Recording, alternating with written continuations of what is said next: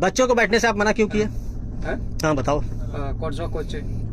B3 के छोटे छोटे बच्चे लोग A1 में आके बच्चे लोग के साथ खेल रहे थे। 2 बच्चे वहाँ पर हैं, ठीक है, नॉट अलाउड है। आप मना किए उनको, फाइन काटने की बात की है। नॉट अलाउड है, नॉट अलाउड है, मैं मानता हूँ। बच्चे हैं ना वो, छोटे छोटे बच्चे हैं ना। आपके भी बच्चे हैं कि नहीं? इतनी उम्र के हो गए बच्चे हैं कि नहीं आपके? उनका सीट है ना, सीट है ना, तो बच्चे खेलेंगे कि नहीं? बोर होते हैं, टाइम पास। 3 दिन का, सुनो 3 दिन का सफर है, सुनो 3 दिन का, सुनो 3 दिन का सफर है। 3 दिन के सफर में बच्चे लोग बोर होते हैं कि नहीं? बताइए एक जगह बैठ के, बच्चे बोर होते हैं कि नहीं? ठीक है बैठो। आप क्यों बोले उनको चमकाया? क्यों धमकाया?